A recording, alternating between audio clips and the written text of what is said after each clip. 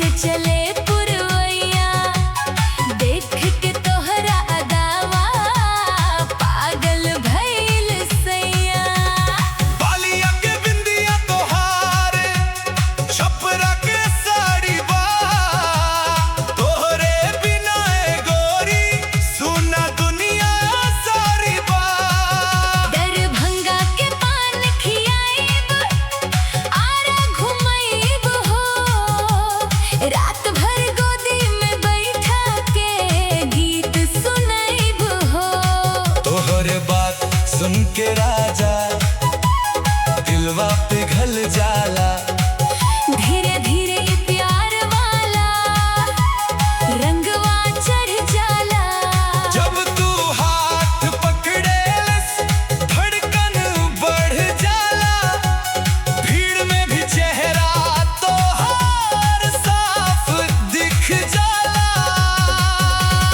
ढोलक बाजे जोर से, नाचे पूरा टोला हो, आज के रातिया में होई प्यार खुला हो। पिया पटना से अइले, लाल लाल चुनरिया लइले, तोहरे नैन कटारी जान ले लेता हो। हंस के जब देखेलू दिलवा उड़ जाता हो।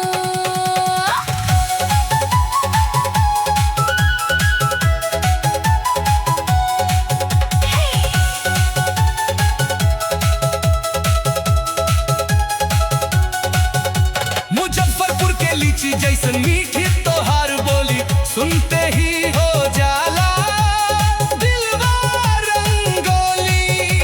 गया से मंगईस कंगना, सीवान से साड़ी हो, तोहरे संगे लागे दुनिया प्यारी हो। कमरिया के झटका पूरा फायर बा, तोहरे चलते